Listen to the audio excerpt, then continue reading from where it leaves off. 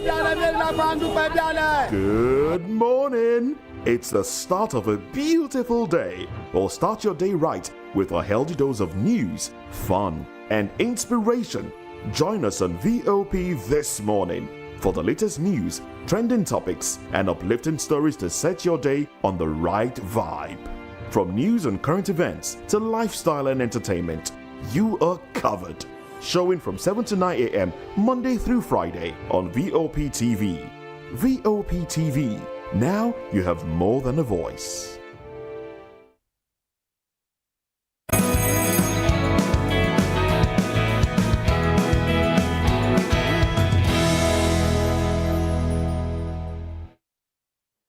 And of course, you know what they say, after the rain comes the sunshine. A beautiful day it is. Thursday in the city of Lagos, where we're broadcasting from, and I say welcome. Well, I say after the rain because yesterday in Lagos, it was horrific. There was heavy rainfall, flood, transport fares went up. People had to trek long distances because they couldn't afford transport fares. Well, that's the life. That's the life Nigerians have been subjected to, unfortunately so. Oh well, good morning to the show. This is VOP This Morning on Voice of the People Television. I'm Moses Humphrey. Good morning to you. And good morning, and welcome to the Thursday edition of VOP Morning Show. VOP is Voice of the People. My name is Chukuma Okoro. All right, so let's let you into the conversation for today. The new Chief Justice of Nigeria, Justice Kekere-Ekun, has vowed to uphold integrity and fight corruption.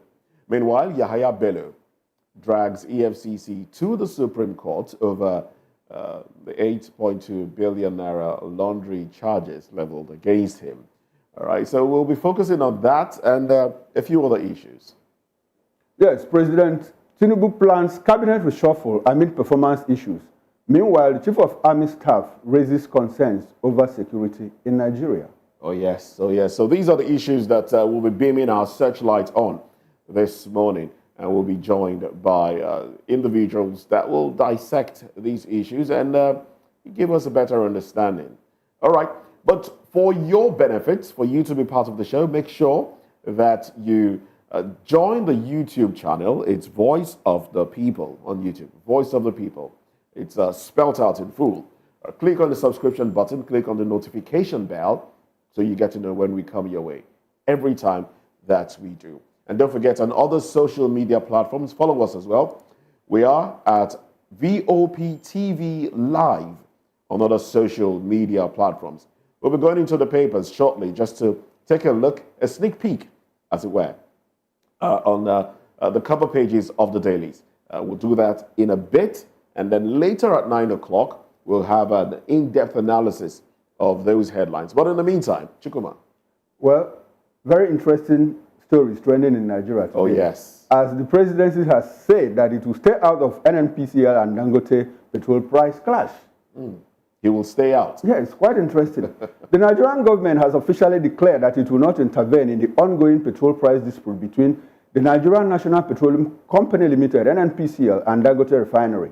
This announcement was made by President Bola Tinubu's Special Advisor on Information and Strategy, Mr. Bayo Ononuga. He emphasized that the petroleum market in Nigeria has been deregulated, allowing both NNPCL and Dangote Refinery to operate independently and set their own prices for petrol. Ononuga further explained that this deregulation is intended to benefit Nigerian consumers by fostering competition in the market. Currently, the lowest pump price of petrol stands at 895 naira per litre amidst the ongoing dispute between NNPCL and Dangote Refinery. Moses, isn't this interesting? Oh, yes, it is interesting. He will stay out. I thought he was the Minister of Petroleum. He occupies that seat. So what's... No, but I think he's taking a pure business and economic decision. Look, petroleum price has been deregulated. So government has no business wading into it. So let NNPCL and Dangote Refinery sort out themselves and sell fuel to Nigerians. So the pricing template, we used to have a PPPRA that used to set out the pricing template for petroleum products. What happened to that agency? I can't recall. They've been very silent. You know, it's actually an arm of NNPCL. You know, they were very, very active in those days, trying to set price of petroleum products until I think diesel was deregulated. When the diesel was deregulated, we got the information that, look, since diesel has been deregulated, there won't be scarcity and that the price will take a nosedive. I understand that for a while now, we've not had problems with supply of diesel. But the price of diesel has never come down. Yes. So it's interesting to know that the president has said that the government will stay out of the pricing template. In staying out, that means the market forces, in quote now, will be determining the prices. How does that solve the problem of affordability for Nigerians? Because Moses, technically speaking, I'm not sure that the government can stay out of this. You know why? This was the same president that ordered the NNPCL to supply in Naira to Dangote.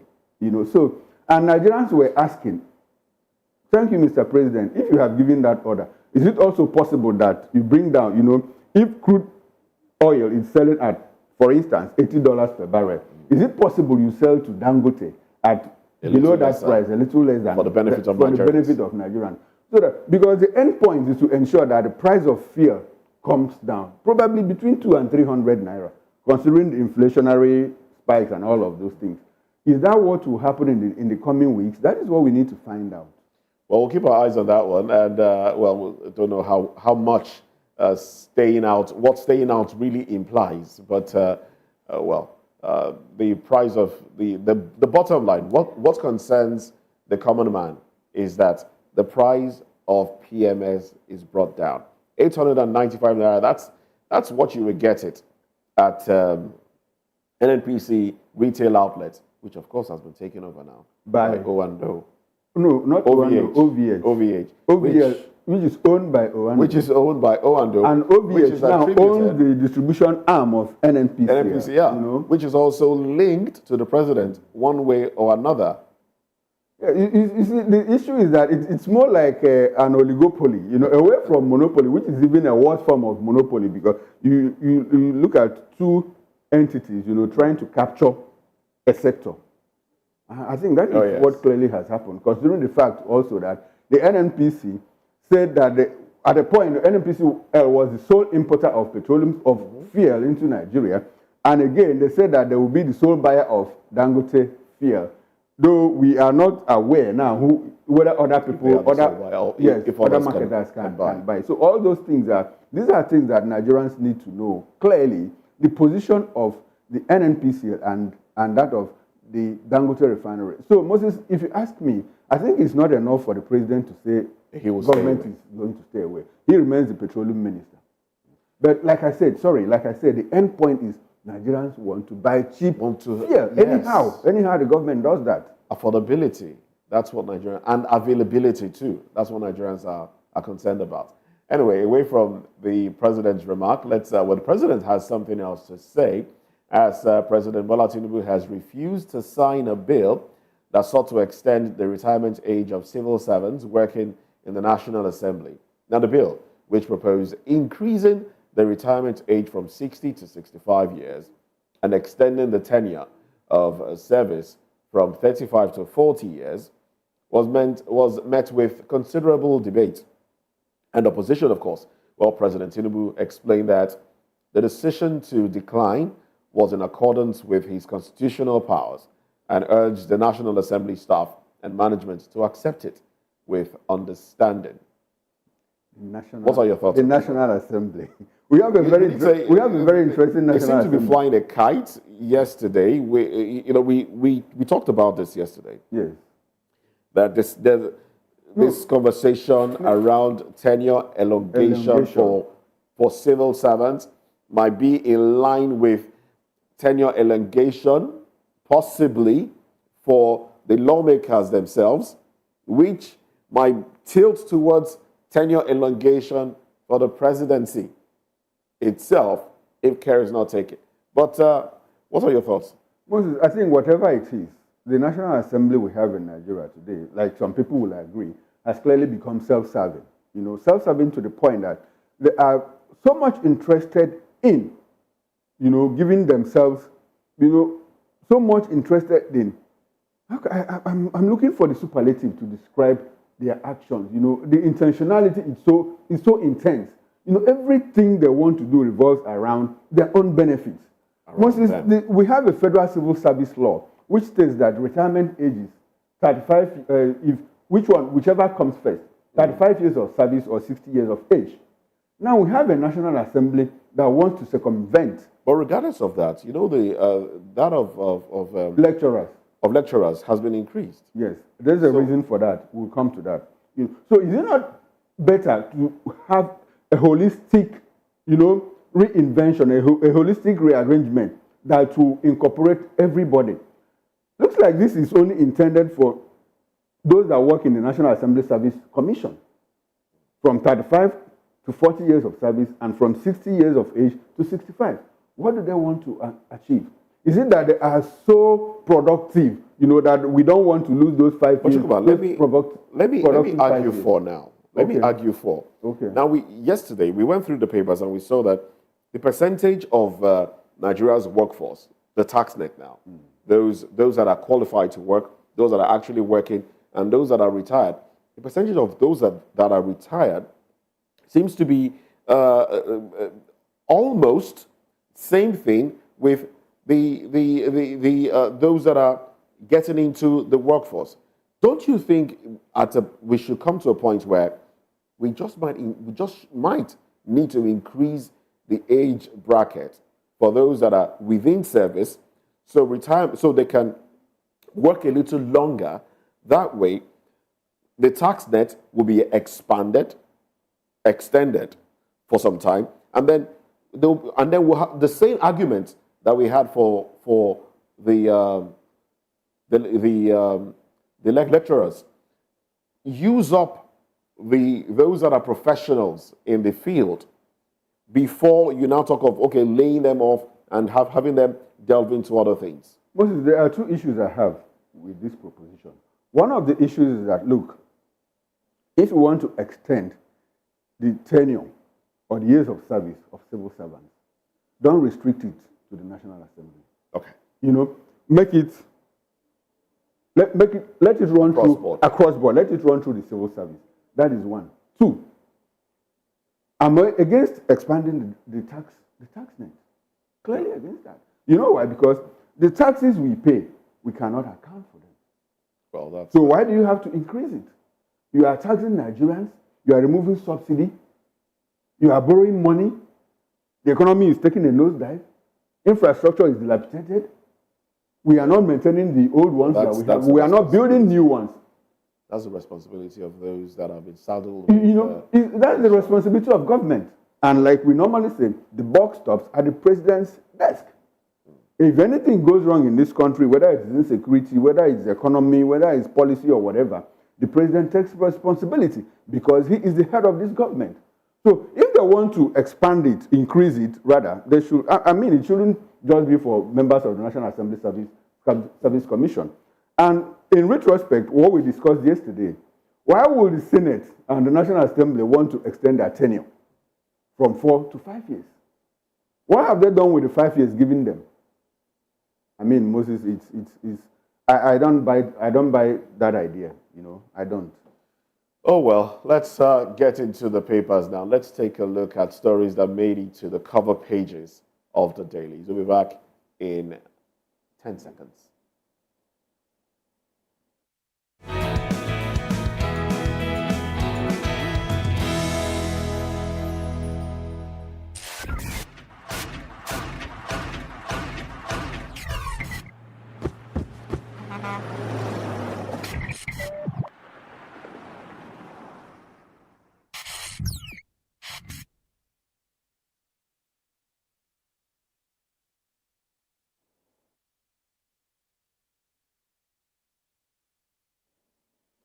All right, then. Now let's get into the papers now. We have the Vanguard, the Daily Trust. If time allows us, we'll touch on the Punch and the Guardian, and also the Daily Independent and the Nigerian Tribune, if time allows us. Well, let's start off with, I'll be starting off with the Vanguard newspaper now. From the Vanguard newspaper, the headline here reads, the banner headline here reads, Panic in 11 states as release of water from Lagdo Dam begins.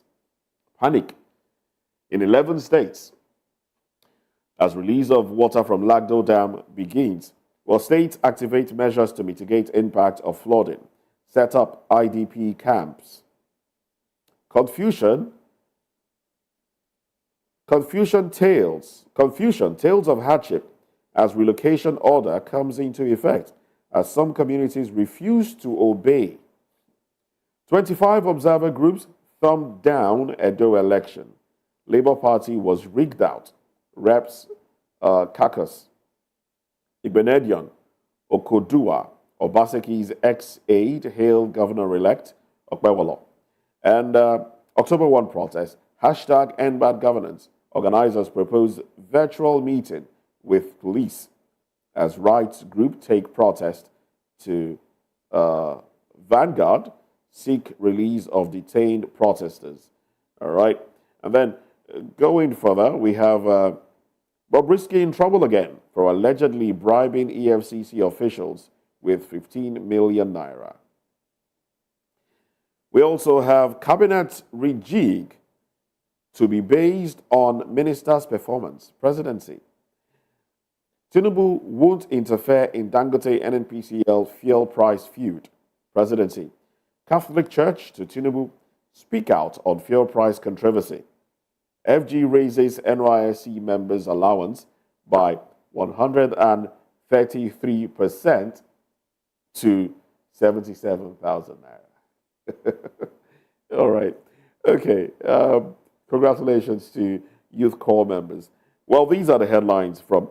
There's something on sports there. Yes. Paris Olympics, spare no one who brought shame to Team Nigeria. That's on sports there. Oh, well, these are the headlines from the Vanguard newspaper. And from the Punch newspaper, we have the banner headline, Cabinet shake-up. Tinubu demands 46 ministers fresh scorecards as lobby begins. With the riders, cabinet rejig will be based on ministers' performance, according to the presidency. Political bigwigs, ministers intensify lobbying. And you have the window headlines, Dangote refinery, marketers plan direct petrol purchase. That story is on page 19 of the Punch newspaper. Government mills 30% TET fund allocation for student loan. You can find that story on page 13 of the Punch newspaper. Federal government proposes need tax for foreigners. That story is also on page 13 of the Punch newspaper. Below the banner headline, there's a pictorial there. I think it's the governor of Borno State, Professor Babagana Zulum, inspecting the damage caused by the flood that happened a few days ago. And window headlines below are, Kekere-Ekun warns judges against corruption after Senate confirmation.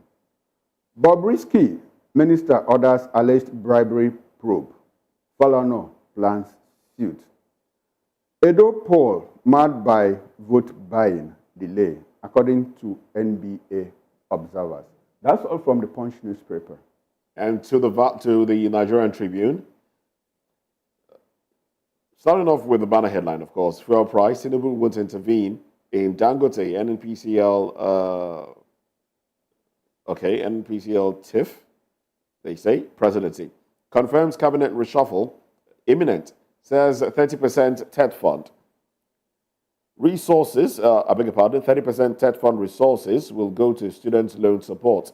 Unveils plans to introduce NIN registration for foreigners. That story is also right here in the Nigerian Tribune. And the window headline there, Bobrisky, FG orders thorough investigation into alleged bribery in correctional service. Subriders, NBA wants AGF, NSA to conduct independent probe. I have never ever spoken to Bobrisky. Falana. Falls issues 24-hour ultimatum to VDM. That's a very dark man. VDM over allegation. Court bars PDP governors, NWC, BOT from dissolving pro-Wike party EXCO in Rivers. And then we go further down. We have a Katsina government prohibits farming on cattle routes. Katsina government prohibits farming on cattle routes. Borno flawed. Reps reject proposal to remove 300 billion naira from Federation account. Chukuma, are you seeing? Yeah. FG proposes tax FG proposes tax relief to companies for employment, retention of employees for 3 years. Non-policy cases should terminate at appeal court, CJN. Subrider says pre-election interlocutory injunctions, others delay work of Supreme Court. Senate confirms Kekere-Ekun's appointment.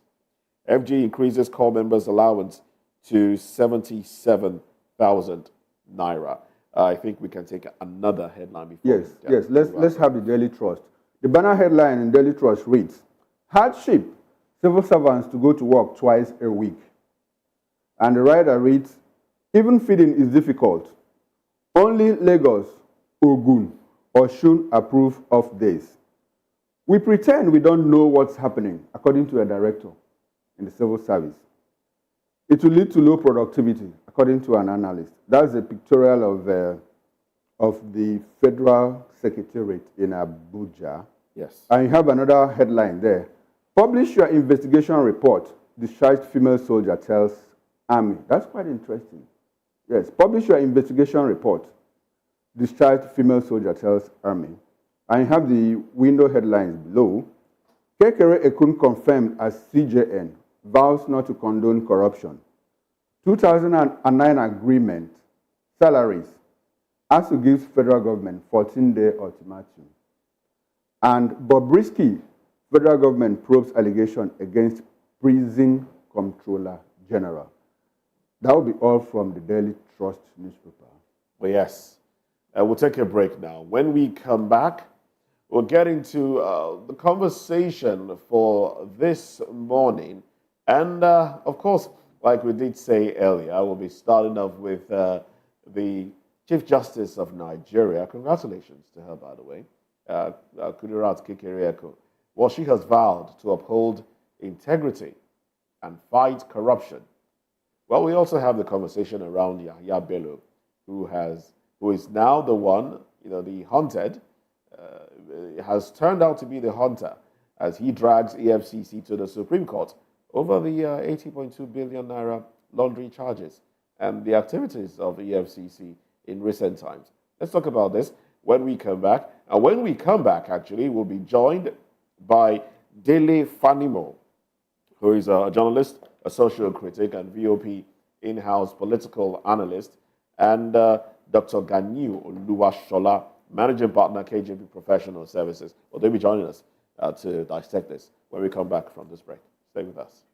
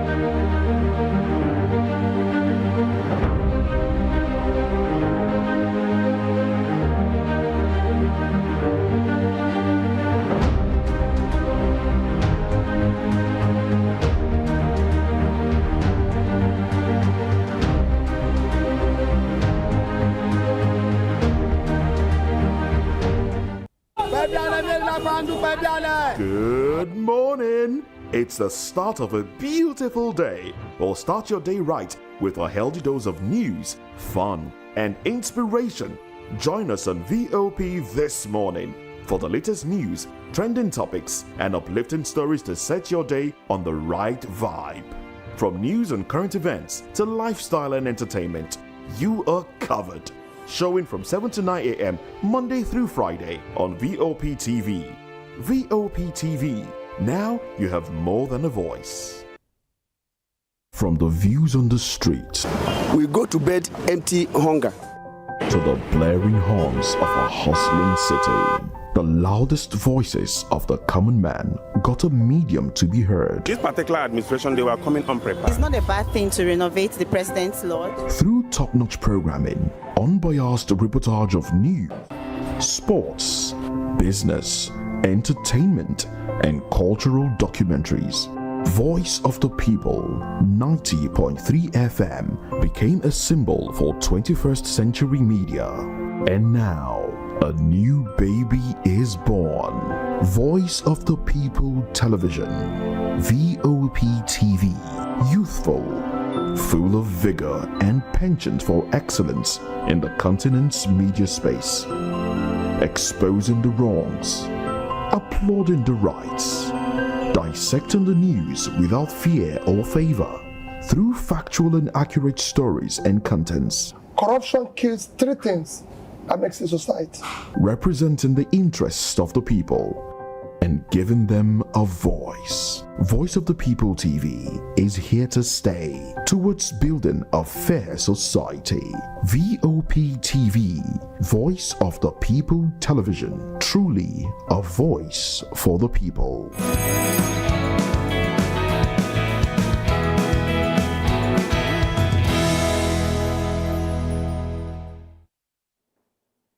All right, welcome back and thanks for staying with us as we delve into the first topic of discussion this morning. The newly confirmed Chief Justice of Nigeria, Justice Kekere-Ekun, has pledged to uphold the integrity of the judiciary and also assured of her commitment to the rule of law and zero tolerance against corruption. Her appointment comes at a critical time when the judiciary faces intense scrutiny due to allegations of corruption, inefficiency, and a loss of public trust. In a related development, an Abuja Federal High Court has issued an order preventing the governors of the People's Democratic Party, PDP, the National Working Committee, and the Board of Trustees of the party from dissolving executive committees in Rivers State that support Nyesom Wike.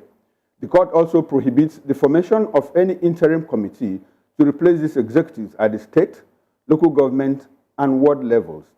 Additionally, the former governor of Kogi State, Mr. Ayala Bello, has filed an appeal at the Supreme Court challenging the Economic and Financial Crime Commission's decision to declare him wanted as he faces a 19-count charge for alleged thus.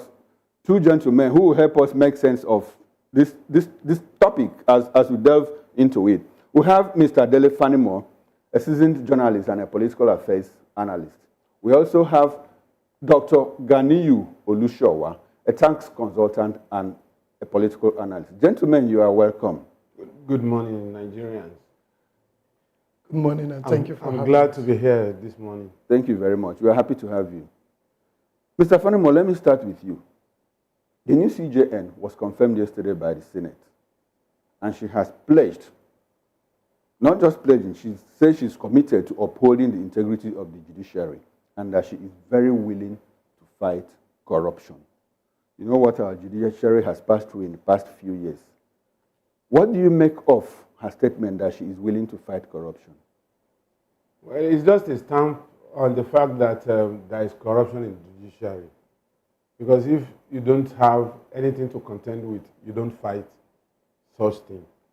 And we are all witnesses to a lot of happenings in the last 5, 7, 8 years of judges, even NJC had occasions where they reprimanded, sanctioned, and even warned judges. And these are judges that had committed malfeasances in so many ways across the country.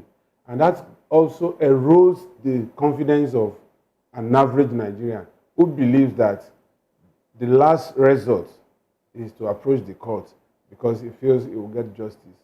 And if we now have a judiciary that is not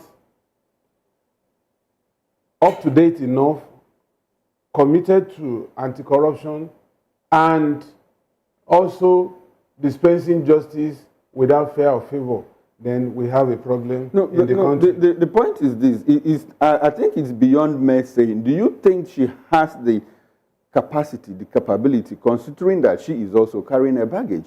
This is the woman that delivered the Hope Uzodinma judgment, that placed number 4, number 1. And at a point, she was denied visa by the United States government when she wanted to attend a conference with her colleagues. The panelists that sat on that judgment, they applied for U.S. visa. They wanted to attend conference or whatever. The U.S. government denied them visa, but granted visas to their aides. So, at the background of that, do you think that she is capable, to effect some changes, needed changes in our judiciary? You see, the unfortunate part of it is that there is a line of succession.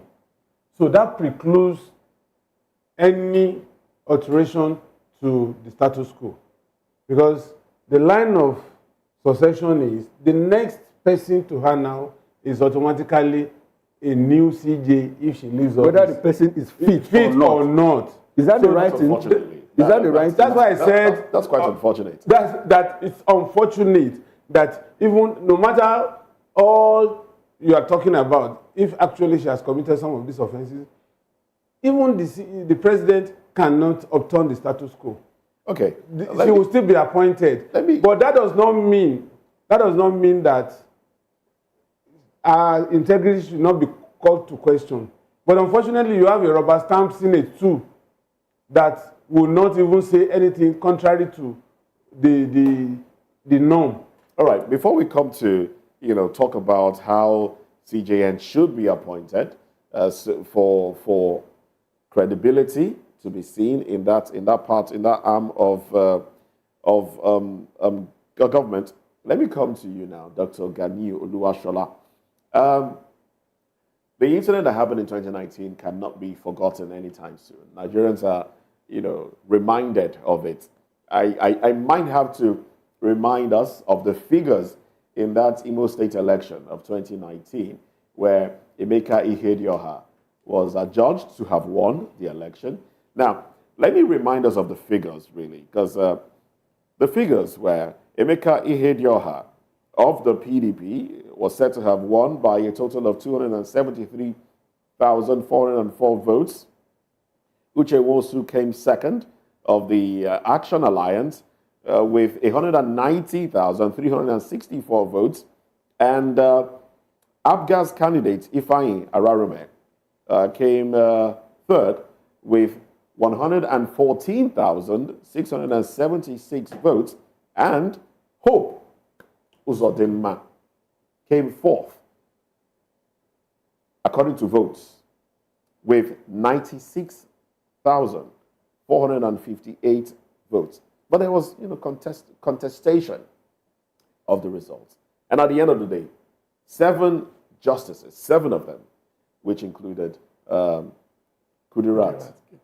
Essayed, Kudirat Kekere-Ekun, who is now the Chief Justice of Nigeria. And she was one of those that actually made that announcement, declaring the man that had 96,458 votes as against the one with 273,404 and the one with 190,000 plus as winner of that election, which also gave the governor, Hope Uzodimma, the name, the alias, Supreme Court governor.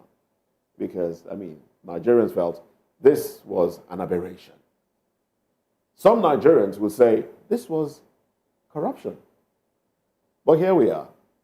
Now she's saddled with the responsibility of,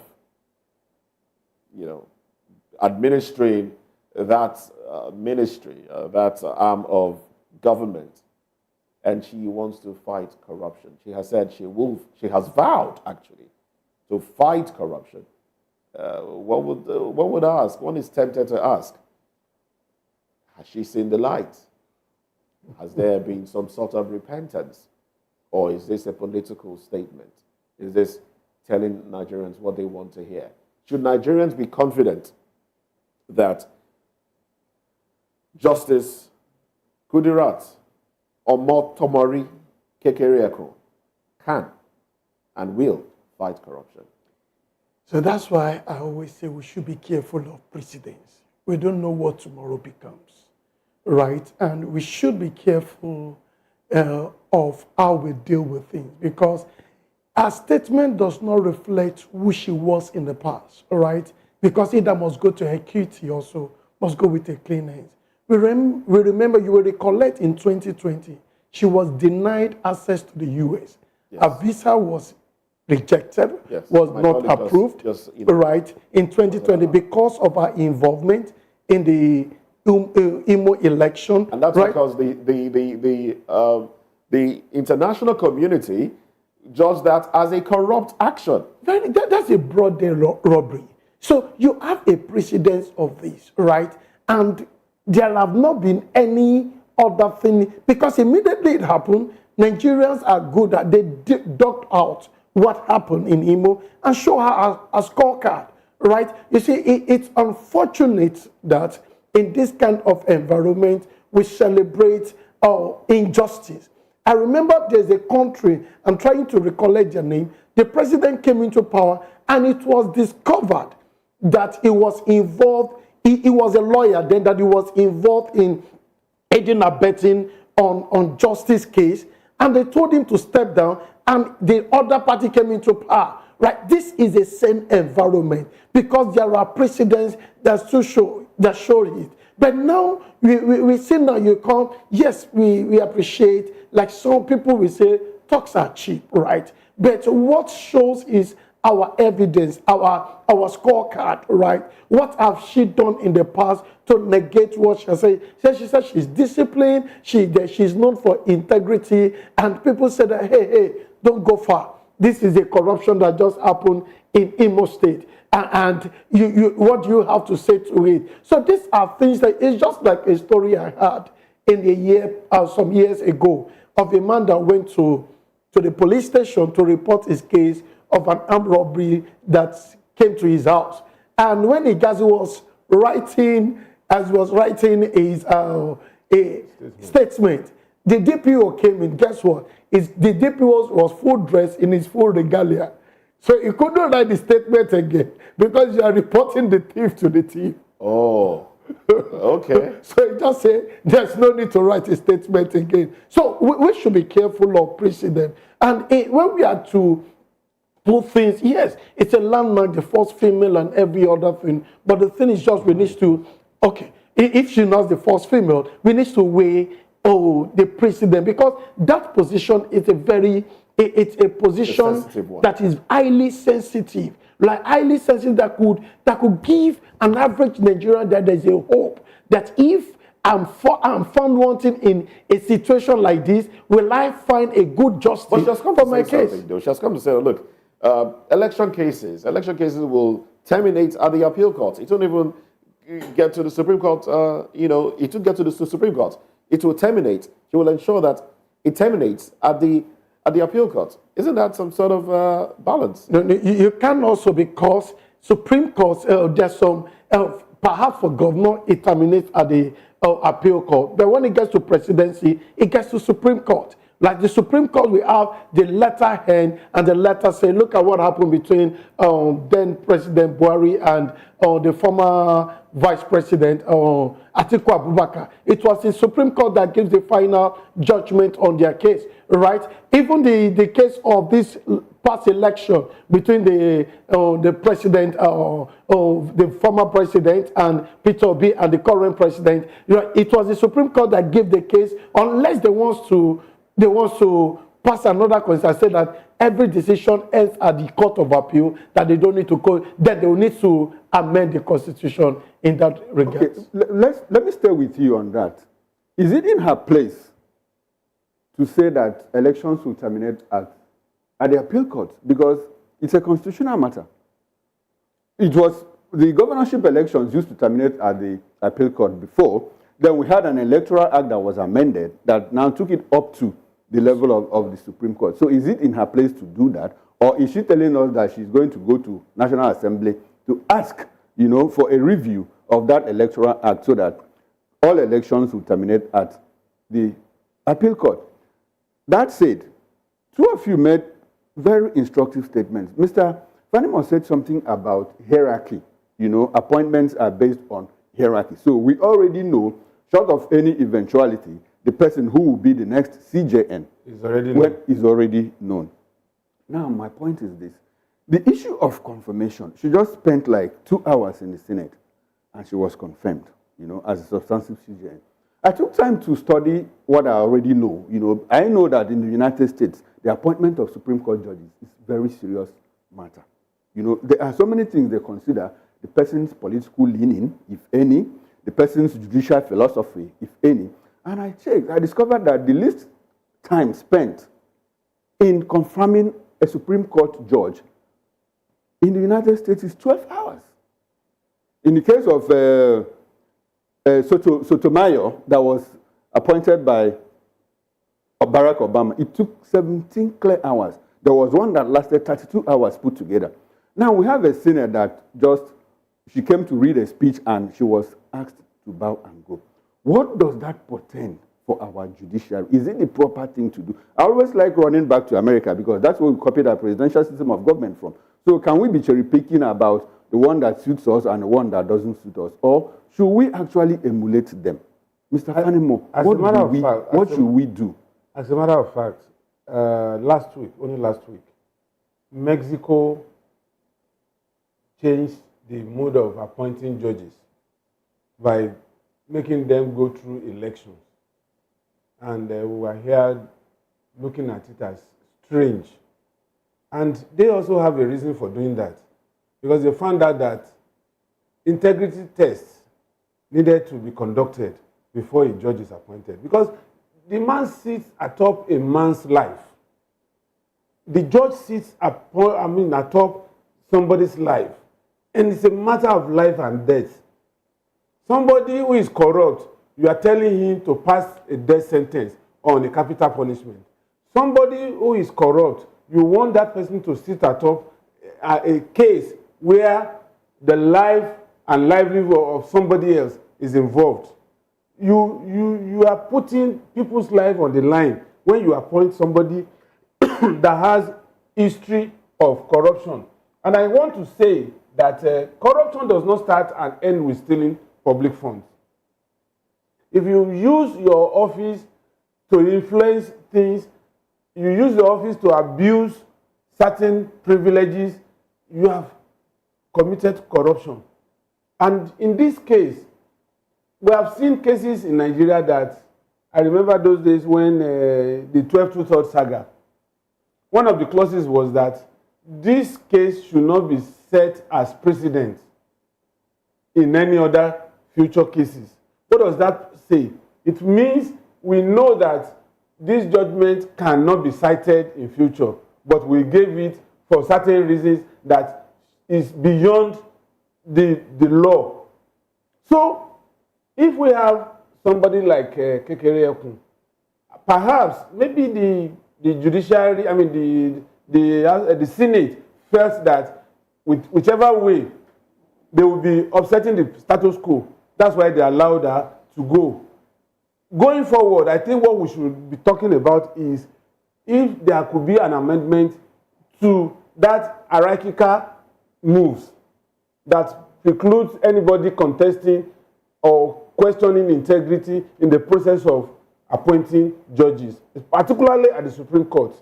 Because at that level, whatever you say becomes the final thing. Only God can adjudicate further.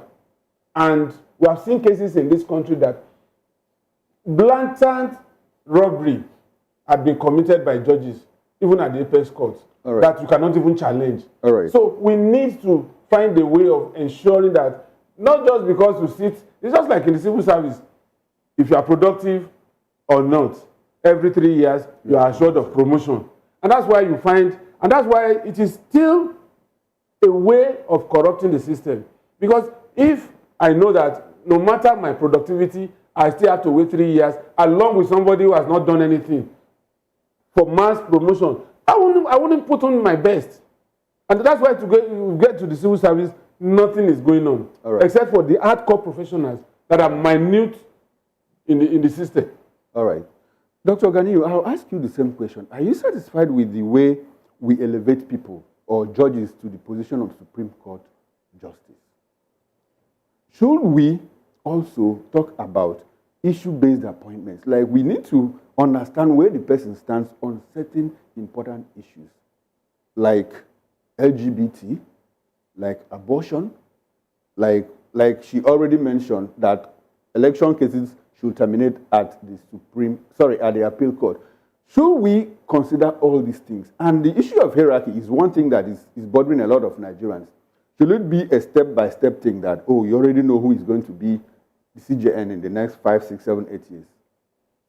Okay, that's a brilliant question. But the first one I want to take, you see, being a legal luminary and somebody that knows the importance of law, right?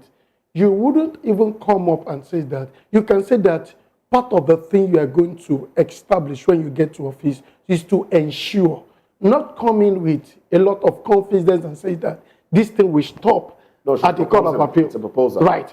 Right. So it's made, even at that statement, even at that statement, those statements should come like, oh, this is what we are going to do. These are our plans. And in the real sense also, it's also like the House of Assembly, because we have almost 107 of them, right? Saying that, oh, my decisions perhaps might go final, right? But in this case also, when we're even in line with the extant law, right? The president has a prerogative right to choose and to appoint, right? The CJN will be, after considering a lot of parameters and a lot of yardstick, right? And I think we should not make it like a kind of hierarchical or monarchical thing, right? To show us that, oh, I'm next in line to go into the office, or like it's been done in a monarchical way, right?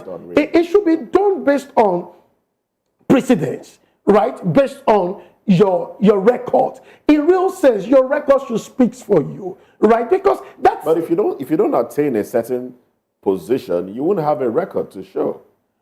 Attaining a position also is also relative in terms of position wise, right? We could see someone that, okay, look at what happened. Is it is it Brazil or something, talking about a guy of 21-year-old, very brilliant, and becoming a PhD holder? Is it 19 years? Did you get it? So it depends on your caliber, what you have attained over time, and also your wealth of experience. Well, most importantly, if we are looking at that in real sense, we'll talk about Obama shouldn't have become the U.S. president, right? The conversation is around how Supreme Court judges, justices move from one part to another.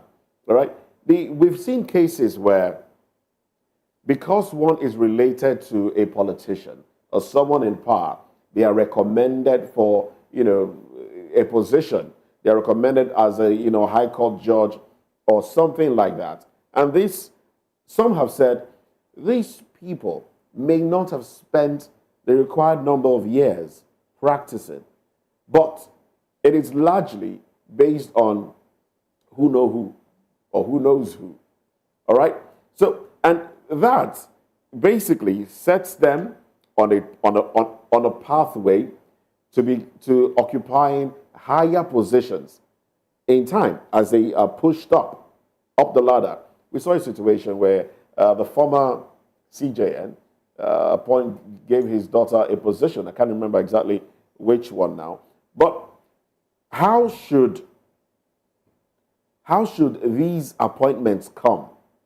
Should they be based on connections, or should they be based on work, activities? How can those activities be determined? So if these are based on connection and network, then we keep breeding mediocres, right? We keep breeding people, we keep breeding people that does not have the capacity. Because when we look at even our constitution emphasizes on equity, the same level playing ground. So if you are doing like that, we will keep the son and daughter of the poor people at the state, right? It's not about, yes, it's right to recommend, but let's give people the same playing ground. It's just the same thing. You get CV from different people. Yeah, people go, but put them on the same pedestal. Let them give each and every, we are all Nigerians, right? Nobody is higher than each other. We are all Nigerians. Give everybody the same level playing ground. Let them showcase themselves. Let them see what each and everybody can offer. Then we give them the right. So not because of, if we are doing like that, then in the long run, we will not see the Nigeria we are envisaging to happen. I will not give the children, we will not give children of the masses that have the capacity to achieve things to be able to emerge. All right, let me come to Daly now. Let me just ask you this. She made a statement when she was at the National Assembly. She said that frivolous comments in the media by senior lawyers on cases pending before the courts will face strict consequences. How do you relate to that statement, seeing that some of these lawyers who make statements on cases that are pending, they are not exactly in contempt of court, really. It's just educating the public, especially when they appear on stations, TV stations. My elementary shot at law when I was studying mass communication, first thing they teach us there, they teach us in school, is that any case that is in court, you can only report what transpires in the open court. You can't inject your opinion. And if you do that, it's sub judice. And I know that sometimes some of these lawyers, out of emotion and partisanship, they comment on pending cases. And of course, they also feel uncomfortable when they know the drift is not towards them, in a case where they represent their clients. You understand? So, for me, with the basic knowledge of the law, I know that they are not supposed to comment on a case that is pending in court.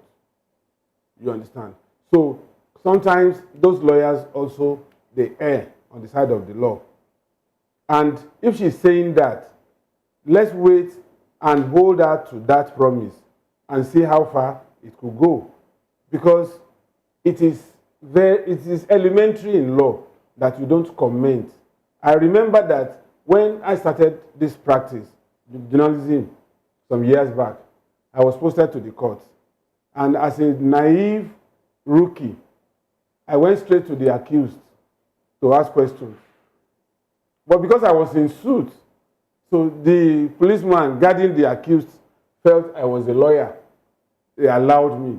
It was when we got to the court and I started writing. I didn't sit at the bar. Then the man suspected. And after the proceeding, he approached me and said, I thought you were a lawyer. And I proudly told him that, no, I'm not a lawyer, that I'm a journalist. And he felt, that was wrong. You shouldn't have done that. You are not a policeman. You are not the one prosecuting, and you are not the one defending. you don't take statements from an accused person in the open court, that you are only allowed to report what transpired in the open court. So whoever is doing that as a lawyer, I think he has carried emotion too far, and he shouldn't have done it in the first place. So if the CJN is saying he will stop that, why not? She's on the line. Then I want to also go back to this issue of appeal court and Supreme Court termination of electoral cases. When the Republic came into being in 1999, all cases except governorship, presidency, terminated at the appeal court. But when we now began to see large-scale corruption in the judiciary, and then those people at the higher level felt we are being changed. This thing should also come to us. And that was when they lobbied to inject it in the electoral law, that cases should terminate at the Supreme Court. When you say this thing should come to us, that means there's money being shared in that. I didn't say that. No, I said that's the mindset. I'm not saying you said that, but that's the mindset, right? That monies are being shared. So judges would want the cases to come to their own court, even if they are at the Supreme Court. Am I correct? That's a perception. That is the perception. And if that be the case, can we effectively fight corruption in our electoral system if politicians are allowed to throw monies around and influence cases, as the case may be? Do you know that we have had cases of judges giving injunctions? Coordinate courts, not of higher jurisdiction. Somebody will go and get injunction in Abuja High Court, and another party will go and get injunction against the first injunction in another court in Nasarawa. It's as bad as that, and nobody is sanctioned. I've always said this over time, that when you have people commit offenses and they know that they will not be punished, it's a way of allowing other people to follow suit. Now, over time, you remember when the DSS went to bust some judges' homes in Benin. I think it's about, I think Buhari was in government then. Yes. You know? Now, what does that tell you? Allegations of corruption was what led the DSS to bust the man's house so that they can get evidence against him. But unfortunately, DSS erred by busting another judge's house instead of the judge they were meant to bust his house. I think Justice Kekere-Ekun has just been confirmed, you know, so let's see how she's able to reform the judiciary. Yes. Because the last but one CJN also told her, please, there's a lot to be done in trying to reform the judiciary. So let's see how it goes. Let's touch on a little bit on what is going on in Rivers State. Dr. Ganiu, a section or a faction of the PDP loyal to FCT Minister Barrister Nyesom Wike has gone to court in Abuja and obtained an expurgatory injunction that restrains the governor, the PDP in Rivers State, the NWC, National Working Committee, and even the Board of Trustees from dissolving any of the elected members at the state, local government, and ward levels. What is happening in Rivers State? You see, first thing I think, that I think by myself, that even the court in Abuja, does he have the coordinate jurisdiction to decide on this case? Number one. And it shows, and what Wike is trying to prove to them, that is exceptionally powerful, that nobody in the PDP can rattle him, right? And the way he's going, it's even weakening that's why Fubara is showing that he's on his own. Because when you look at this, is a man that is already working directly with the opposition party, right? And they say that you can't eat your cake and have it, for crying out loud. You want to maintain two parties as a strong man there, and in the long run, and PDP, and it's as if PDP is just like a toothless bulldog. When there's an executive, in real sense, in any political party, the sitting governor will always be the leader of the party. In that, it's just like how we have the sitting president. But that's, right? that's an aberration. Exactly. That's an aberration. Why should a sitting governor want to dissolve the legally elected executive committees of the party? Because that is their, you need to change their policies. Those are their policies. Things are guided by rules and policies, right? If there are a lot of things that are aberrations These committees were validly elected for a specified tenure in congresses.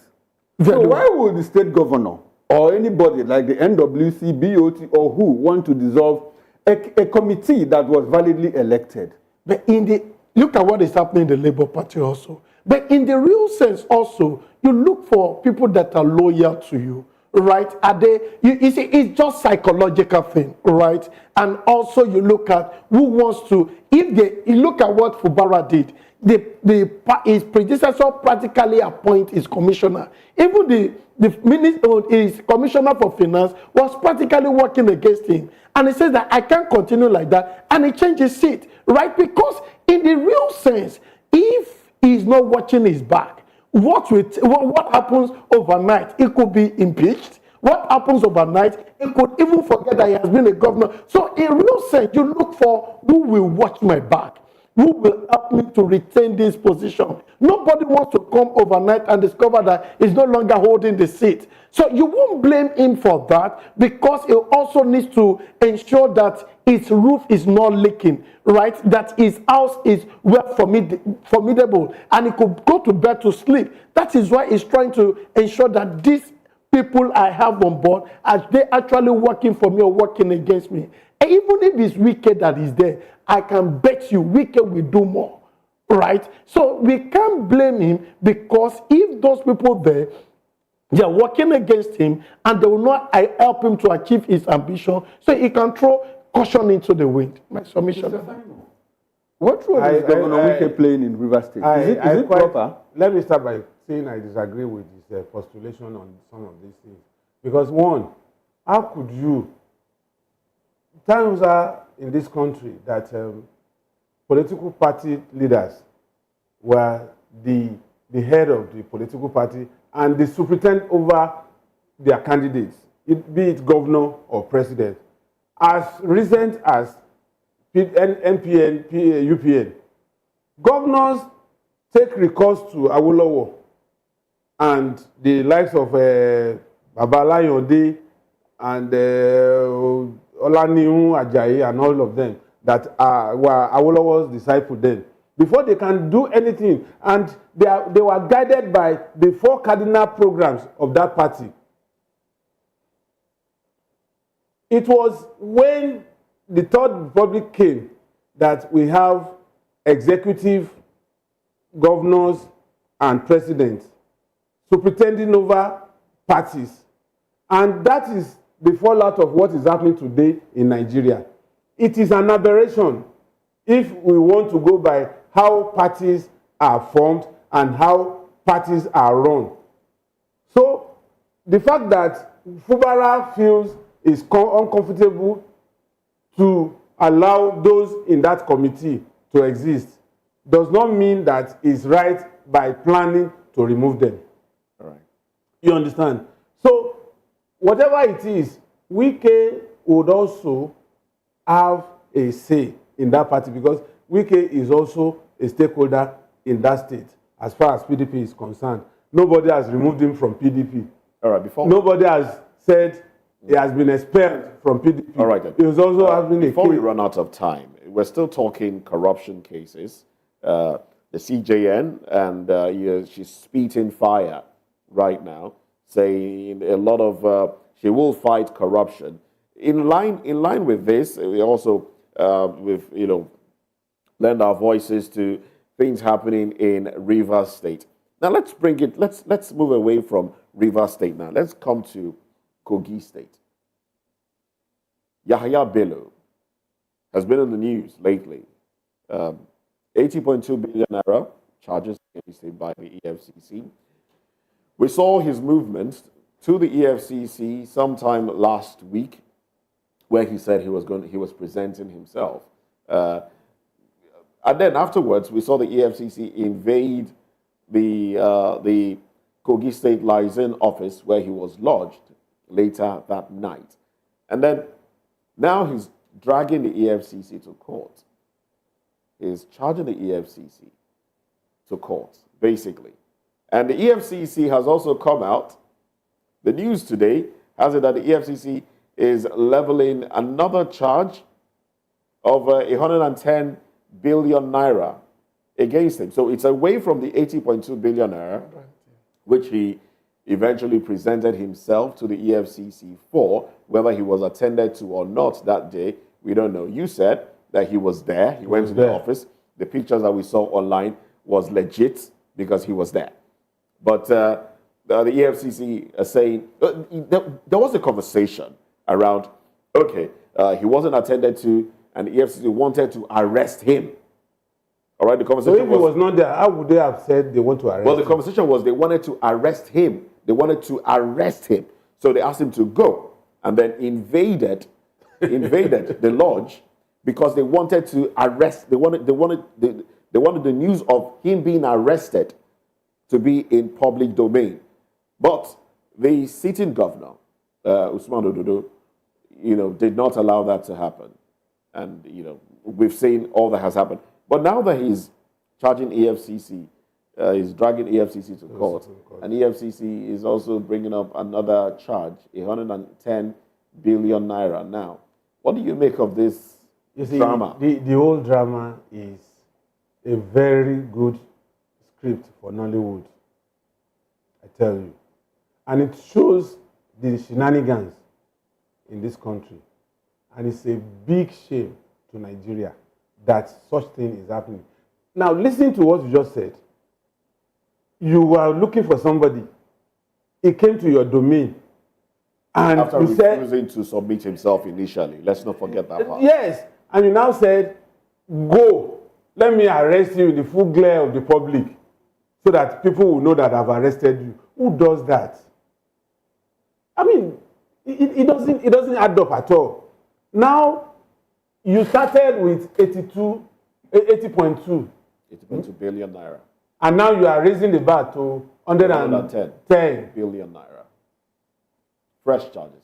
From when this man was alleged to have enriched himself to the tune of 80.2 and the current charge of 110, what transpired?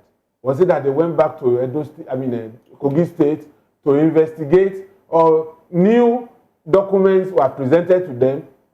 You see, even if, I can tell you for free that if Yaya Bello gets to court today, he will be free. He will come out a free man. You think so? Yes, I know so. Because it shows that there was no proper.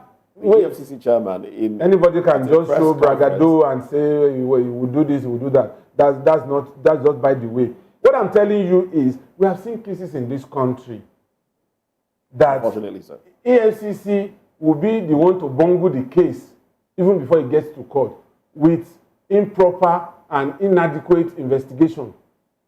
It is in Nigeria that you first apprehend a supposed criminal and now begin to ask him, what did you do? Before Scotland Yard agents or FBI or Metropolitan Police, before they come to you that you are under arrest, they would have concluded the investigation and closed your file. And that is why that maxim came that you are advised to remain silent because whatever you say will be used against you in court. What that means is that we have concluded your file, we have closed your file, but whatever you say will not be an additional evidence against you in court. But unfortunately, Nigerian police will use that now because it's a very good catchphrase and they don't even know the meaning in some cases. So what we are saying is, how would somebody be accused of corruption and you have not closed the case file 1.5 years or 2 after he left office? You now started discovering How did you discover additional 20-something billion naira after he had left office? It's a separate one. It's not the same thing. It's a separate one. It's a separate. Okay, if it's that means in total now you have 198.2 billion. Now, in a state that is impoverished, you need to visit Kogi State. You will know that that state, for the 8 years of Yaya Bello, was at a standstill. And I went there about 2 times when he was the governor. You get to ministries, you think they are on holidays. They hardly come to work because he was owing them salaries in excess of about 10 months a row. So how would you expect somebody that you have not even approved the minimum wage of 30,000 naira in Kogi State and you are owing them 9 months salary? How do they want to come to work? All right. Well, let me and they are still trivializing this Yaya Bello's matter. At the end of the day, it will come to plea bargain. Yaya Bello is just buying time. That's why he approached the Supreme Court. He's just buying time. And when they dissipate energy to a point, you will see that. All right. For clarity's sake, as I ask you the same question, for clarity's sake, let me read an excerpt of the Premium Times on this new development. It says, EFCC accuses Mr. Bello in the fresh case of dishonestly diverting more than 110 billion naira from Kogi State government's treasury while he was governor for 8 years. And the fresh case was filed at the Federal High Court, Federal Capital Territory, FCT High Court in Abuja on Tuesday. It adds to the legal troubles of Mr. Bello, who's been elusive, shunning summons regarding an earlier money laundering case involving alleged diversion of more than 80 billion naira pending against him at the Federal High Court in Abuja. The new case has 16 counts, with 2 persons, Umaru Shuaibu Oricha and Abdulsalami Hudu, as charged as co-defendants. Your reaction to this? So first and foremost, you see, we can nail the EFCC for not arresting Yaya Bello. I got to get you the full gist of the news. But the question is that you are going to EFCC coffin with someone with immunity, right? And he came with full security or protect details with him, right? And they want to arrest. There will be an altercation. But there was none. Because if there are moves to arrest him, in the EFCC office, there was none. Sorry? At the EFCC there was not altercation. I said if there was move to arrest Yaya Bello, it was with the current governor, right? And the current governor was holding his hand. In other words, that I stretch my immunity to you, that's right? what it means. In other words, I'm holding your hand. So anything that will drag you will drag me. Yes or no, right? Anything that will pull you from me must be able to pull me too. And it has a security apparatus. So if there are moves, that's why we will always say that, there's a fight between a military man and the police, or the last man, because they want to defend their principal, and the FCC want to do their job, and there could be an altercation, right? And so I think wisdom came to play there and said, let us allow things go, right? In real sense, they shouldn't allow. But the question is that, should they cause a boaha? Should they create another scene in their own office because of 2 security apparatus fighting? That is a case for another thing, right? But in real sense now, I think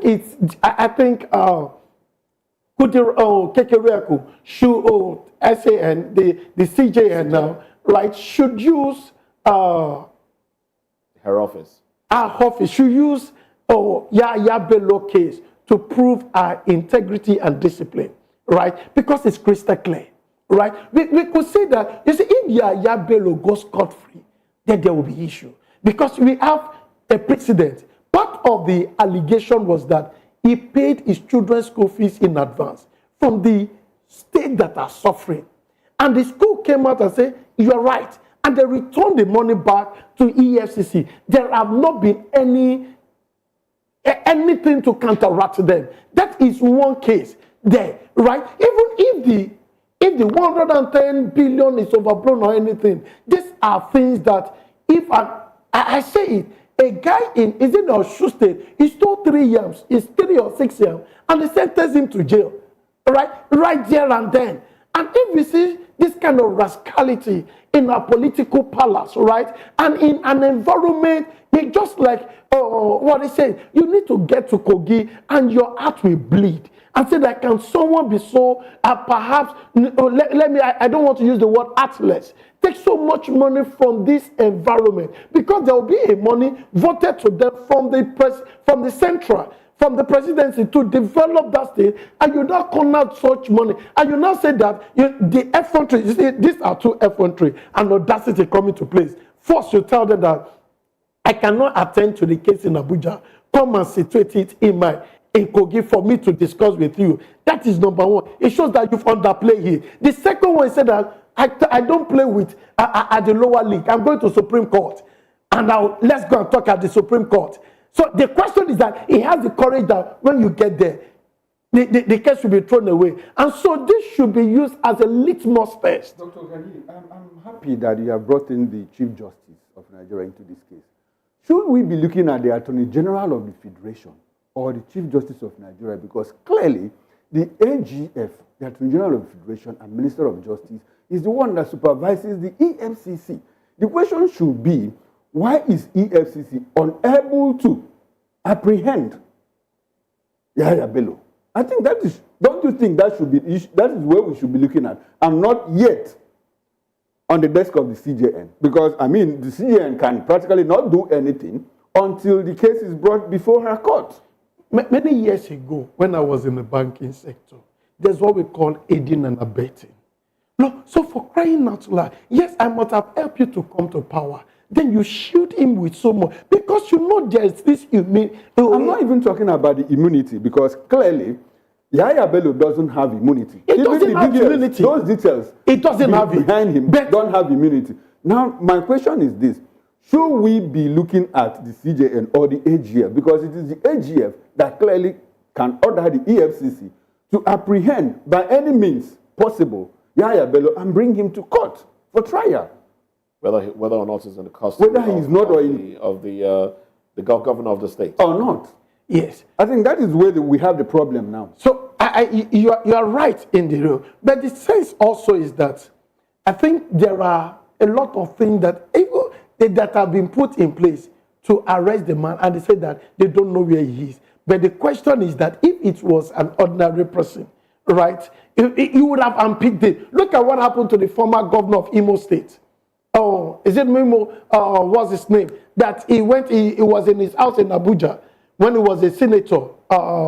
What's this guy's name? That they opened the roof. Yes, they opened the roof, and the guy was on the floor doing his last prayers.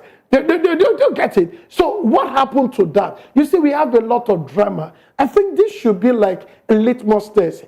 We've so much enjoyed Rochester. Thank you. Right? They opened his roof, they hijacked the man, and the man was treated like a common criminal. So this is Yahya. He's still in Nigeria. Are you telling me that they don't know where he is? I said no. Yes. They would know. But the question is that, do we have the political will? Exactly, political will. Do you think that he's being protected by powers from abroad? That if he's not, you see, even in real sense, he should not even have the audacity to take the case to the Supreme Court. Right? He has not even attended to case. They have not yet decided on his case. Right? You know, if they decide on your case, in line with our lineup, if they decide on your case and you are not comfortable with the decision, that's when you can appeal. Right, to the Supreme Court. They've not decided your case. They have not heard you. You've not showed up. And yet you now say you are going to Supreme Court. Which means that you have a lot of confidence that let's go to court. We will solve it there. All right, we're absolutely out of time for this conversation. Let's get into another conversation. We'd like you gentlemen to stay with us.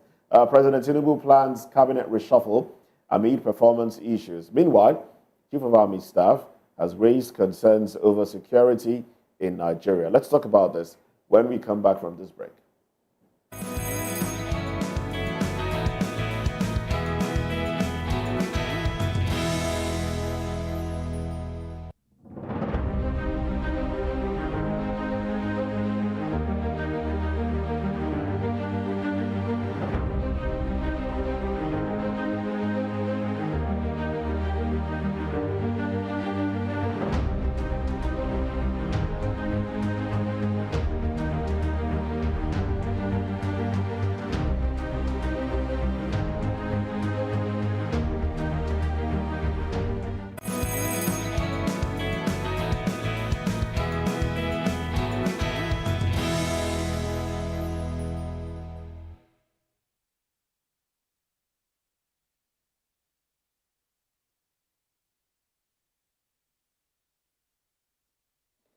Welcome back. Now, President Bola Tinubu is preparing to reshuffle his cabinet, according to the special advisor to the president on information and strategy, Mr. Bayo Ononuga. Now, this move is expected to be based on the performance evaluations of the ministers gathered over the past few months. The reshuffle comes in response to mounting pressure from both within and outside the All Progressives Congress APC for President Tinubu to address underperformance within his administration. Meanwhile, the Chief of Army Staff, Lieutenant General Taoreed Lagbaja, has expressed concerns about the feasibility of securing Nigeria with the current number of security personnel. He highlighted the significant challenges faced by Nigerian security forces in protecting a population of over 200 million people. Well, Lagbaja emphasized that it is unrealistic to expect around 2 million security personnel to effectively secure the entire nation.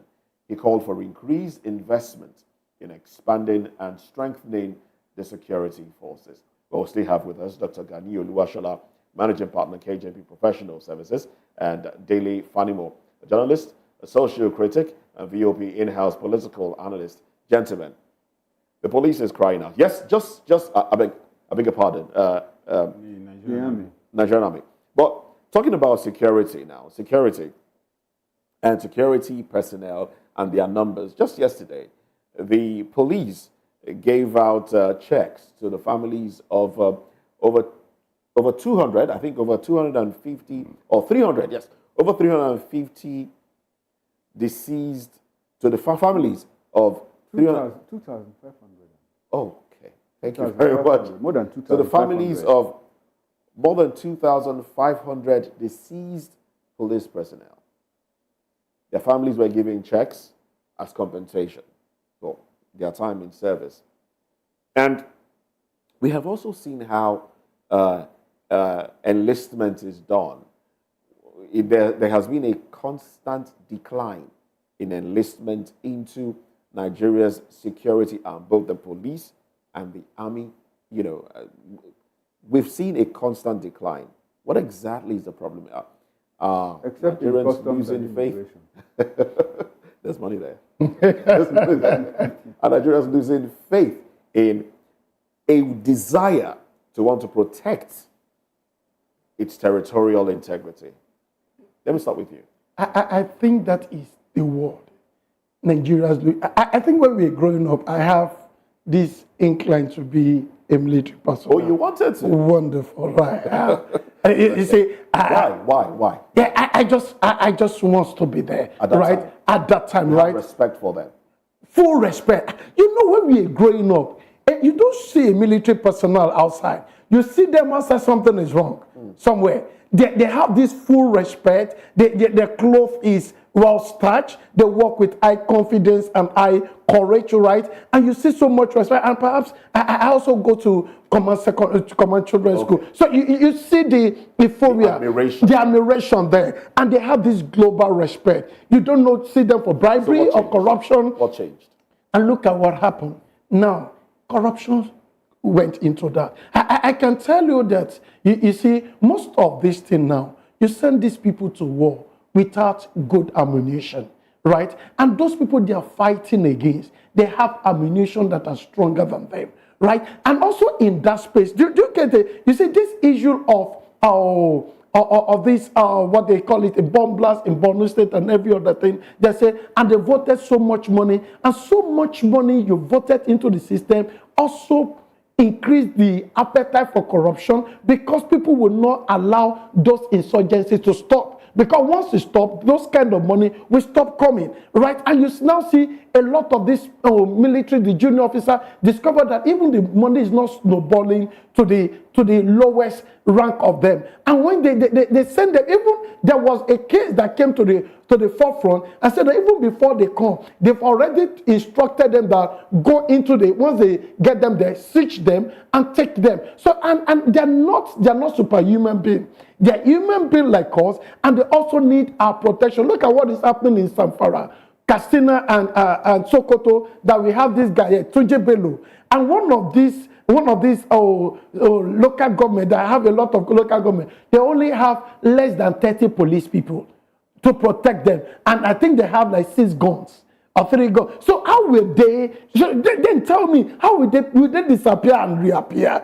Will they do anything different? So they need, and then when you look at the developed world, in the developed country, you see how these people are treated with honor and also have a right ammunition. One of the thing that differentiates a typical military person from a civilian is what he's handling, right? Aside his uniform. So this what I'm holding is much more stronger than his. Then it shows that it becomes harmless. And these are part of the things that happen then, and so that the weapon they want to buy for them, some set of people siphon it, and up till now we have not seen any consequences. Nobody has been punished, no weapon has been increased, and in the long run we want them to overperform. Even today, if your son or your daughter said, "I want to join the military," you said, "Drop that ambition. You better go," because it not shows that they are well protected and also well remunerated. Mr. Fanimo, let me come to you. The issue here is the army chief has cried out that they don't have sufficient manpower, personnel, to man Nigeria. Should he be telling us this, considering the fact that the whole of the Southeast has been militarized by the Nigerian army? At last, there was a civil society organization that conducted, and a research and found out that from one part of the Southeast to the other end of it, you have more than 97 military checkpoints, peopled by men of the Nigerian army. Meanwhile, the Southeast is not a war zone. So do you think that the Nigerian army is clearly overwhelmed, or that they have misprioritized in security? A comfort zone, not a war zone. Okay. Dr. Nani chipped in that it could be a comfort zone. That's why they are moving there against the zone that should be the theater of war. You see, I'm a product of the barracks. And I think I still have some top-level officers in the military, Navy, Air Force, Army, and even the police. Let me tell you something. When we were talking, I think it was you and I, that we were discussing about how they treat military men in the U.S. If you just brandish your badge, which we call ID card here, in any supermarket, you are treated differently as a military man in the U.S. And if there's a long queue, once they see that uniform, you don't need to be told, because it's a culture there. They step aside for you to take the front row. That's one.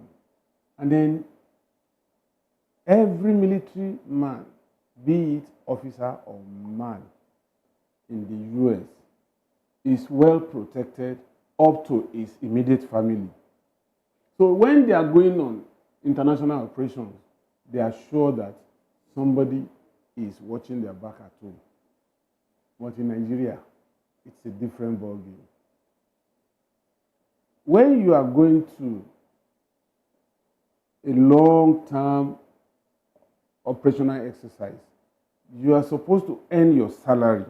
Sorry, Mr. Fanimo, sorry to cut you short. The Army Chief of Staff did not raise the issue of welfare. He raised the issue of understaffed. Low. No, not low morale. He says that they are understaffed because they have only about 2 million security agencies. Now, what I'm more than 200 I'm just million telling people, that what would encourage you and I to send your son or daughter, or my son, my daughter, to the military is what I'm telling you. How would they not have, even the ones that are personnel currently in the force now, they went there out of want of job, not because they are patriotic. And that's why they easily back out anytime there is something that threatens their life. A soldier, the moment you enter depot in Zaria, you will be given a form to sign out your life. That's why if you die, even in training, your parents cannot come back to ask for compensation or to ask why you died. Not to talk of NDA, where they are training top military officers. Now, if you have that kind of background, how would people want to join the force that are committed, that are patriotic? And that's one of the reasons why you have low enrollment in the military. The second is the one I mentioned, that what is the level of protection they get in terms of welfare. So that would also not encourage them to enroll in the military. Then you remember that this one you talked about, the police giving out compensation or benefits to 2,500 families of those policemen that died in the past. If you go and search very well, you will discover that some of them dated back to about 5-10 years ago. But this still doesn't answer the question of why we have these personnel that should be spread around the nation, policing or securing the nation, focused in a particular region. No. Because It's just, we have more numbers. Let me tell you. The job of the police, the job of the military is protection, first and foremost, either external or internal. Does protection include multiple checkpoints on a road? Listen, you are not going to determine. You are not going to determine the mode of operation of the military. Here, you can't, because they are not going to tell you their intel. You understand? Now, what I'm saying is, they are overstretched because they are deployed to too many places. Overstretched, Yes, at the same time. Let me tell you, there is banditry in the northwest, there is terrorism in the northeast, and you have herders and herdsmen and farmers in the middle belt, and you have pockets of problems in the southeast. And this is the military that had not been recruiting at when due, and you have casualties that are not replaced. All right. How do you manage such situation? The fact that you are saying that they are some places are heavily militarized, it's not at this level, at this point, that we can determine that. Because exigency of operation determines deployment. Mr. Fanimo, when you talk about exigency, we are looking at the intensity of threats. Threat to national security. The presence of military is a threat to national security. No. They are out there because of a threat to national security. Yes. Banditry is a threat. Yes. Terrorism is a threat. Yes. You know, like the issue is this: why should there be more deployment of people in low intense areas than in high intensity areas? How do you say the that? Southeast? The southeast. Southeast is low. Yes, you said something and here. then Sambisa and Samfara. You said they have pockets of unknown government activities in the southeast. Meanwhile, that southeast where it's very intense. So why should there be? Does intelligence? Have you checked? No. Have you checked the number of deployments? The military. You said that the military knows their intelligence, and I'm now saying Nigerians are clearly worried. Does the intelligence say that you deploy more personnel in low intense security areas, insecurity areas, against high intense security areas? What I'm now telling you is, how do you determine? Do you know the number of people that officers and men that were deployed to this so-called high intense area compared to what you have in the southeast? I just told you that a particular NGO conducted a research and found out from one end of the for comparison. Did they conduct similar research in the northeast and northwest? Yes, they have. And so, what is the figure? The figure is that it is higher in the southeast. So the question is, why should that be so? That's what we want Nigerians to know. Let me tell you, in the northwest, I will explain. I'm not holding brief. I'm not the PRO of the military. No problems. But let me tell you, in the northwest, you have these Samfara axis and pockets of incursion into Sokoto and retreatment to Samfara. But in the whole of Southeast, they might envisage an implosion if they don't saturate that place. Okay. So they saturate the place. In expectation. In expectation. Of All right, implo- let's of get your implosion. thoughts in now before we run out of time. I think also what I would say is that overstretching the military is because when we have misplacement of priority, you see, it gets to police. What's police? Most of this time now, our police are also underutilized. Most of the things that the police should do, police should maintain the law, peace, and order in the state, right? So instead of police to go there, elections or anything, military. These are people, you see, if we are overstretching them, even when the main thing should come, then they are already overwhelmed. There are a lot of things now. When you look at a lot of things that police people, okay, look at the situation that happened to the killing of this military person. I think it's in Himu, that we are going to resolve issue between one. No, that was Obama. Between one local. Who should do that? It should be you are now sending military to do that. And those guys lost their life. So you could see now that it is a misplacement of function. So it makes them to be overstretched, and it even makes the policemen to just uncap. I think we should also put the round peg in the round hole. Let the military to be focused. Let also ensure that they were not only well remunerated, they should also be given the right equipment to work with. It's just like employing a graduate in your office, and you are not giving him a laptop to work with, and you wanted him to perform. What should he do? So we should give them the right equipment to work with, the right weapon to work with, and also constant training for them. We could look at it. When last were they publicly trained? And also, another thing I also want to do, we should not make military part. It is now, we now see a lot of military facing the social media. This is what we want to do. This is what we want to do. Military, the way we grew up, right? My dad was also a military personnel. You see them that they were well shrewded. They have their intelligence. They would have strike before you know what they're going to do. Not when they already spill out what they want to say, and you already see that those people they want to attack, they already form a kind of protection, and they cannot able to reach out to them. I think they should re-strategize their ways, and also ensure that what police should handle should be different from what military personnel should handle. All right then. Well, I guess we're running out of time, but.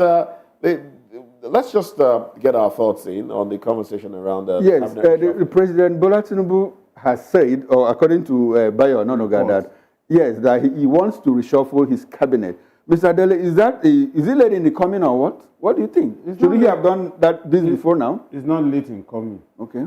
We have seen the performance of some of these ministers.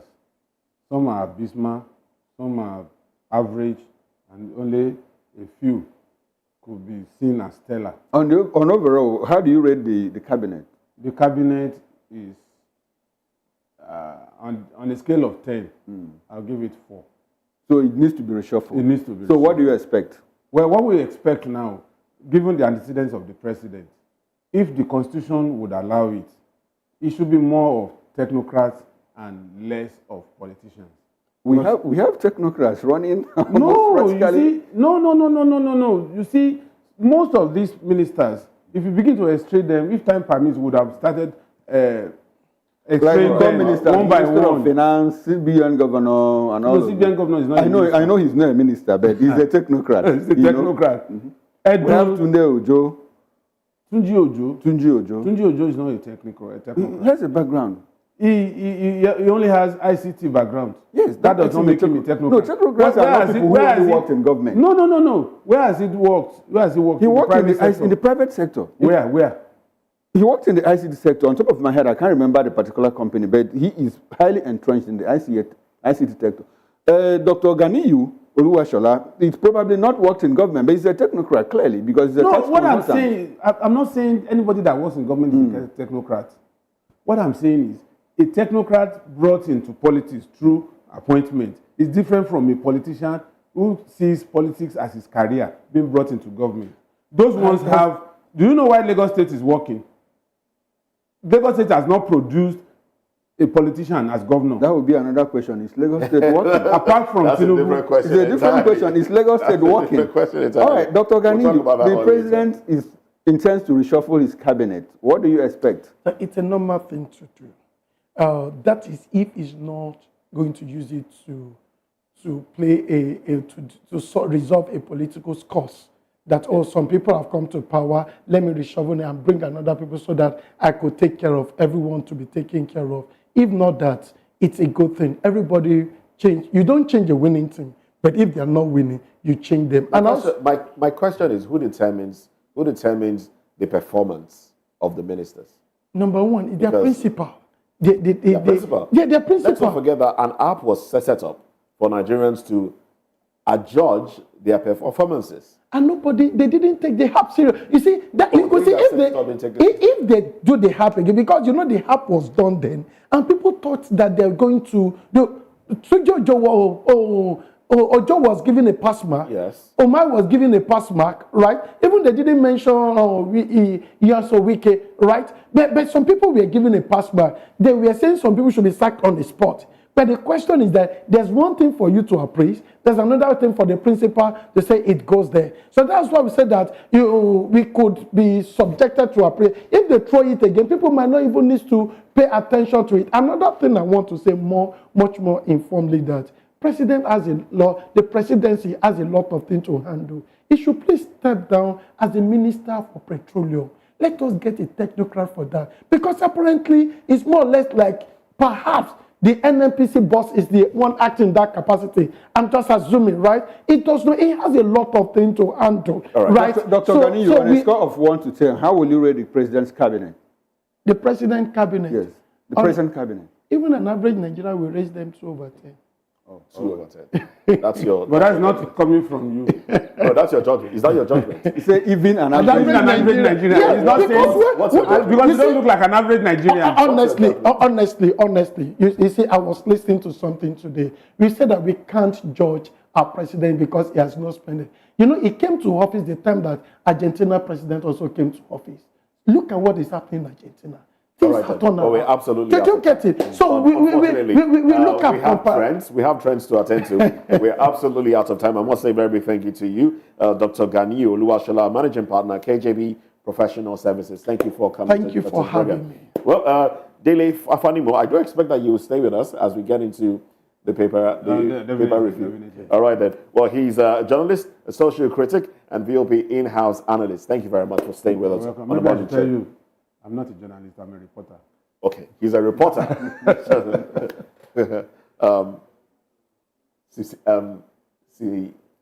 Semantics, if you ask me. But anyway, we'll take a break now. When we come back, it will be trends on our table. Stay with us.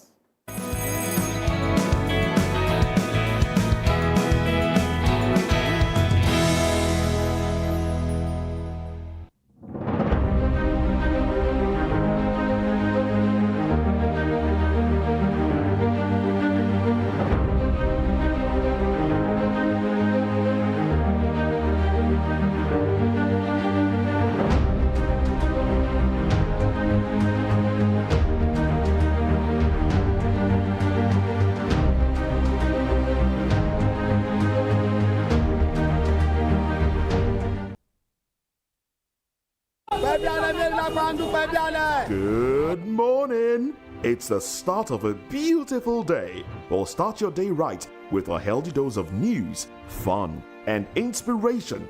Join us on VOP this morning for the latest news, trending topics, and uplifting stories to set your day on the right vibe.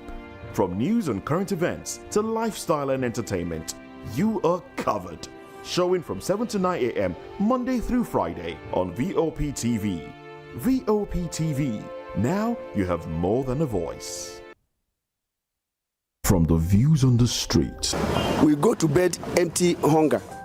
to the blaring horns of a hustling city, the loudest voices of the common man got a medium to be heard. This particular administration, they were coming unprepared. It's not a bad thing to renovate the president's lodge. Through top-notch programming, unbiased reportage of news, sports, business, entertainment, and cultural documentaries, Voice of the People 90.3 FM became a symbol for 21st century media. And now, a new baby is born. Voice of the People Television, VOP TV, youthful, full of vigor and penchant for excellence in the continent's media space, exposing the wrongs, applauding the rights, dissecting the news without fear or favor.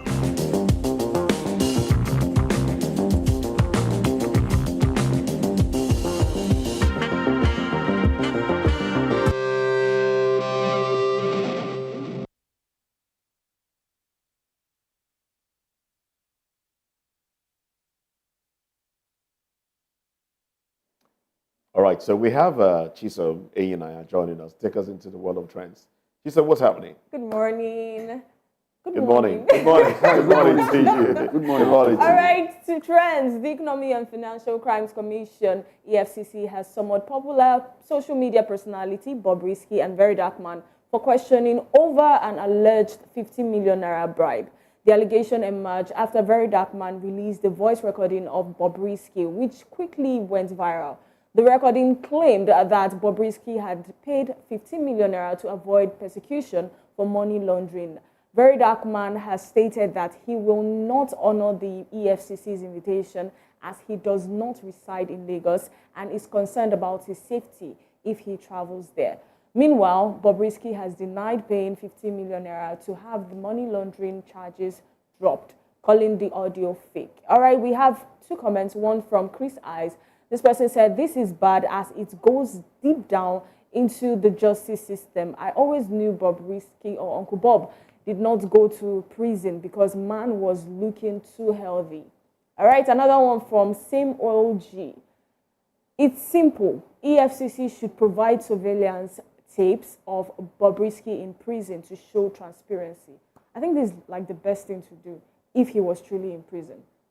Do you think so? Yeah, that's part of it. But my take on all this is, I mean, I have two takes briefly. Are these young men using Nigerians to catch crews or what, like to farm impressions on internet and all of this? EFCC invites you, you say you are not going to answer. It just goes to show, because you don't reside in Lagos. Yeah. It just goes to show how. Well, he said they should send flight tickets. Can you First class flight ticket. So that's why I asked the question: are they taking Nigerians for a ride or what? Well, because they want to remain active on social media. Here.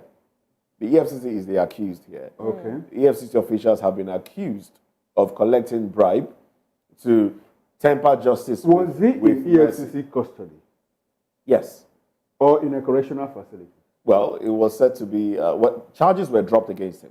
Money laundering charges that were initially leveled against him were dropped. And it was the EFCC that dropped the charges. Sentence. No, he only served for spraying naira. Yes. So the issue in contention here is what? He was That he was kept, he was treated like a VIP while in prison. No, he didn't. Okay, the recording said that Bobrisky was saying that he did not spend the time that he was supposed to spend the issue in prison. contention here is because they provided a house for him. That's what I'm saying. So the issue in contention is that he bribed his way to have better treatment in prison. And he bribed his way to have money laundering charges against him dropped. That's the issue in contention. Yes. Principally, the issue that Falana said he was going to sue is because he said his name was mentioned. His name was mentioned. And that this young man didn't serve his. The issue is that he didn't serve in prison.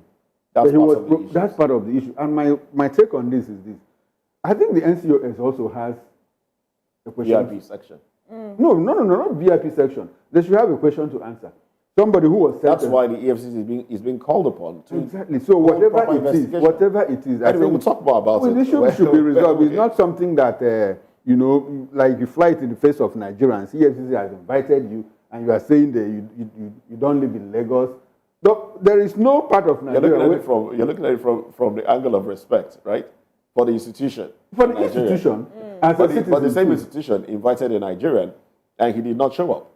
Exactly. So, but we have not not also encouraged that of Yaya Bello. We are saying the same thing. So it's the same thing. What is so good he's for saying that do your investigation before you invite me. Yeah. Don't invite me before doing your No, it is not in his place to say that. Okay. Well, Let him go and answer to the invitation. oh well, I guess we're out of time. Yes, that's all we have for trends. That's all we have for today. But stay with us. We're not going anywhere yet. In a few minutes, 9 o'clock precisely, we'll be going into the papers. That's a newspaper review, going in depth into the papers, Chukuma and I. So stay right here. Don't go nowhere. I'm Moses Humphrey. He's Chukuma Okoro. Big thanks, Chisom Eyinaya, and big thanks to the crew as well. We'll be back at 9 o'clock. Stay with us.